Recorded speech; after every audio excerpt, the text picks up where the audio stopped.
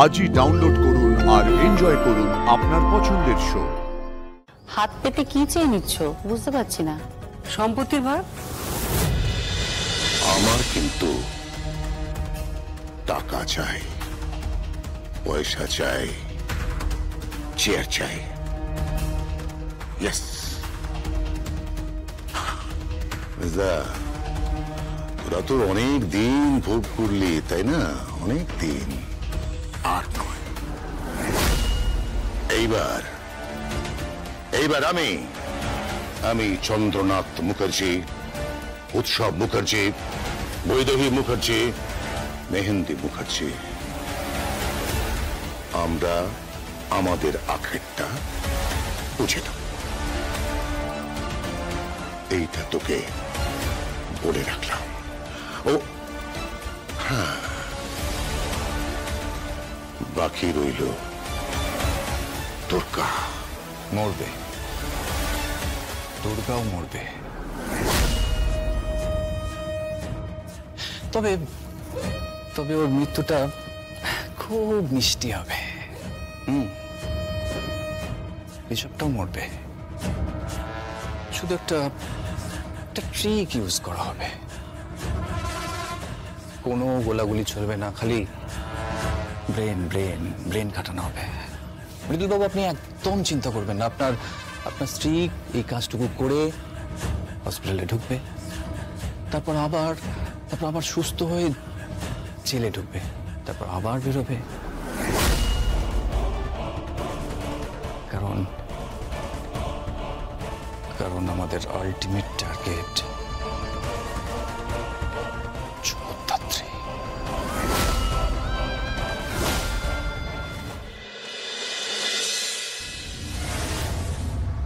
না না শুনুন, এই উইকে কিন্তু আমার কোনো মিটিং রাখবেন না, একদম না। আমি অ্যাক্ট করতে পারবো না। আরে বাবা, বাড়িতে এত বড় একটা বিয়ে গেল, মেয়েটা তো দুদিন পর দিরাগমনে আসবে। আমি এটা ফ্যামিলির সাথে সময় কাটাতে চাই। সো এই উইকে no meeting, no conference, nothing. Okay? একদম না, একদম হ্যাঁ, ওকে। কিছু বলবে কাকাই? আমি কিছু বলতে চাইছো? ও যা বলা তাড়াতাড়ি বলো। হ্যাঁ, কারণ ওদের বাড়িতে না, মানে দুর্গা শ্বশুর বাড়িতে এই তত্ত্বগুলো পাঠাতে হবে। তারপরে বউ ভাতের এই ফুলের সাজ টাজ, ওগুলো তো সব আমি সিলেক্ট করেছি যে ও কিভাবে সাজবে না সাজবে। ফুলের সাজগুলো আমি তো সব পছন্দ করেছি। দরকার পড়লে ওগুলো নিয়ে আমি চলে যাবো ওদের বাড়িতে। ঋষভের বাবা আমার সাথে এই বিষয় নিয়ে কথাও বলতে হবে। যাকে যা বলা তাড়াতাড়ি বলো। না, সে তুই যেখানে খুশি যাবার তুই যা। তবে কালকে তোকে বোর্ড অফ ডিরেক্টরস এর মিটিং এ থাকতে হবে। কি বলছো আমি ঠিক বুঝতে পারলাম না। বাড়িতে সদ্য তো এত বড় একটা উৎসব গেল, এখনো ওদের ওই ভাত কাপড়, ফুলসজ্জা সব বাকি আছে তো। তারপরে মেয়ে জামাই দিরাগমনে আসবে বাড়িতে, তারপরে তোরা হানিমুনে যাবে। তো এই সময় তো পুরো পরিবার একসঙ্গে মিলে আমরা কোথাও আনন্দ করব, হইচই করব, একসাথে মিলে তো উৎসবটাতে থাকবো। আর সেখানে তুমি আমাকে বলছো আমাকে কোম্পানির বোর্ড অফ ডিরেক্টরস এর মিটিং এ থাকতে হবে? সরি কাকাই, তুমি ভুলে যাচ্ছ যে ওই কোম্পানিটার মাথায় আমি বসে আছি। তোমার না কোনো অধিকারই নেই আমাকে হুকুম করার যে আমাকে বোর্ড অফ ডিরেক্টরস এর মিটিং এ থাকতে হবে।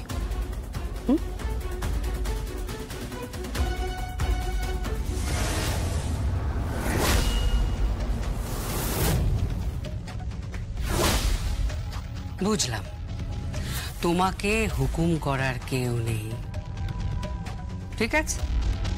ঠিক আছে, তাহলে তোমার সামনে আমি হাত পাচ্ছি। হ্যাঁ, তোমার কাছ থেকে আমি হাত পেতে চেয়ে নিচ্ছি। সব কি নাটক করছো? কি চেয়ে নিচ্ছ? হ্যাঁ, হাত পেতে কি চেয়ে নিচ্ছ বুঝতে পারছি না। সম্পত্তির ভাগ? কেন বুঝতে পারছো না? আমাদের সম্পত্তির ভাগ চেয়ে নিচ্ছি। সম্পত্তি 3 ভাগে ভাগ করে দাও, যে যার ভাগ আমরা বুঝে নেব। হ্যাঁ, সমস্ত কিছু তুমি ভোগ করবে আর সবার মাথার উপর ছড়ি ঘোরাবে, এটা তো চিরদিন হতে পারে না কৌশিকী। সবকিছুর একটা লিমিট আছে। অনেক সহ্য করেছি, অনেক, আর নয়। তুমি আবার কি সহ্য করলে? তুমি তো সারা জীবন জগদ্ধাত্রী আর দুর্গার ক্ষতি চেয়েছো, সারা জীবন স্বয়ম্ভুর ক্ষতি চেয়েছো। কি হলো? কথা বলছো না কেন? আমি এ বিষয়ে তোমার সঙ্গে আগে কথা বলেছি। তুমি কি বলেছো? তুমি বলেছো কৌশিকী যে ডিসিশন নেবে সেটাই হবে, তাই তো? তাই আমি কৌশিকীর সাথে কথা বলতে এসেছি। মোট কথা, আমার সম্পত্তির ভাগ চাই, নইলে কিন্তু। কি করবে তুমি? কি করবে? না, নইলে তুমি কি করতে পারো বলো? ব্যাপারটা কোর্ট অবধি গড়াবে, আর সেটাই পরিবারের পক্ষে খুব কি সম্মানজনক হবে। তোকে আমি চড়িয়ে সিধে করে দেবো বলে রাখলাম। তুই কোর্ট দেখাচ্ছিস? তুই পরিবারের সম্পত্তির জন্য কোর্টে গিয়ে দাঁড়াবি? দাঁড়াবো, 100 বার দাঁড়াবো। কারণ আমরা খুব ভালো করে জানি যে চালগুলো কিভাবে দেওয়া হচ্ছে। চাল? কোন চালের কথা বলছো তুমি কাকাই? কাকাই সেই চালের কথাই বলছে যে চালে তোর হাতের ওই ছোট্ট বোড়েটা ধীরে ধীরে শক্তি পেতে পেতে পেতে পেতে ওই দাবার বোর্ডের কিং হয়ে উঠছে। ও সরি, কুইন হয়ে উঠছে, কি তাই না? আমাদের কোম্পানির একজন সাধারণ চাকুরিজীবী তুমি।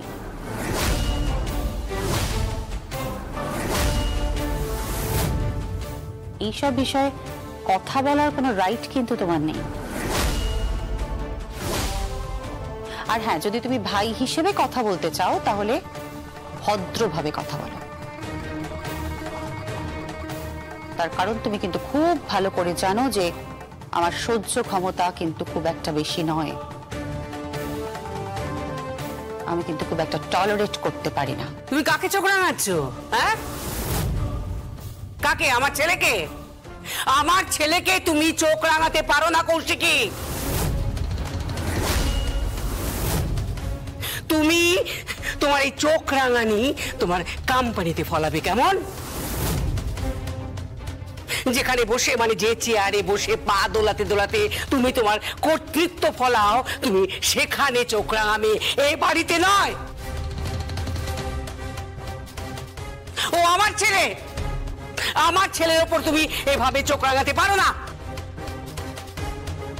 100 বার পারে, ও পারে।